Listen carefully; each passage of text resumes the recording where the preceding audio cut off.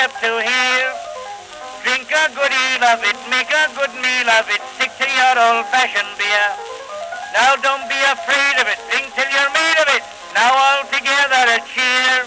Hey there, folks. It's Mark once again, your one-take beer reviewer, the guy who writes about Chicago's beer scene at beeronaut.com, spending some time getting that site in shape after the Chicago Tribune shut down unexpectedly the Chicago Now portal, but back in business as usual, and wanted to get to a beer while I had a chance before I go pick up children and start dinner. And you may hear some background noise.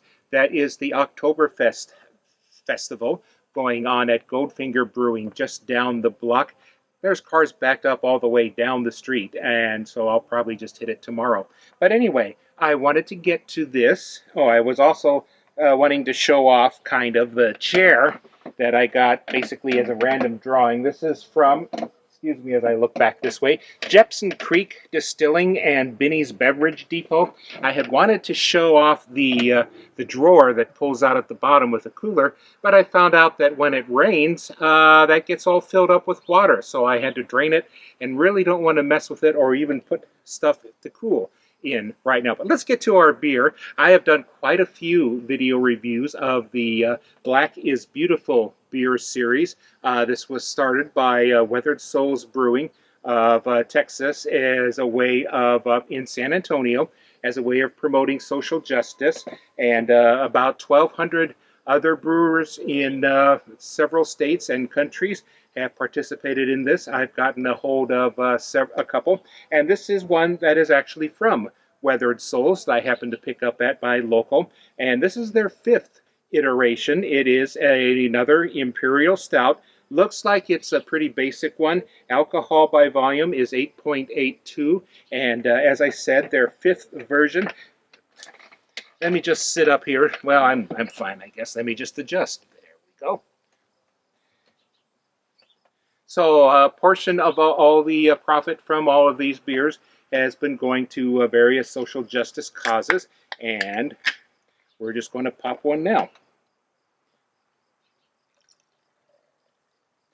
As expected, a nice brownish stout type color, kind of dribbling off the side of the glass. I hope I didn't freeze it or something.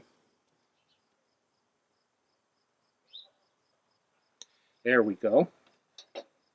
So there's a nice brown tan layer of foam on the top, and a nice roasty and alcoholic smell right under my nose, even from this distance. Oh, foam just went away just like that.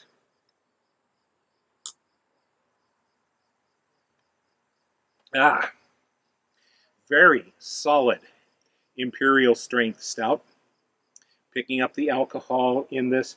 Very light roast. There's a little bit of fruit. I usually call it a cherry taste in some of these stouts. That's from the ale fermentation, no doubt.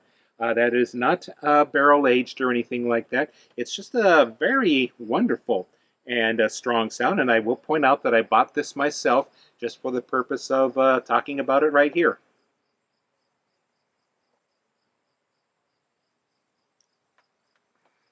Well, I'm glad I finally got to have one of the beers from the mothership of this project, and it turned out to be well worth the wait. Very sturdy and stout as it were. It's going to, pardon me, a bug, and it's going to sit well on my palate for quite a few minutes afterward. Let's move on and just point out once again, this is the Black is Beautiful beer number 5 from Weathered Souls Brewing of San Antonio, Texas. And there are still other beers in that project coming out around the country and in some other parts of the world. And some barrel-aged versions have been coming out as well. So take a good look for them, and most of them are pretty lovely and enjoyable stouts, although the local brewer gets to play with the recipe themselves. Once again, this is Mark, your one-take beer reviewer, and the guy at beeronaut.com saying Prost. Now don't be afraid of it, drink till you're made of it. Now all together a cheer. Up with the sail of it, down with the pain of it. Glorious, glorious beer.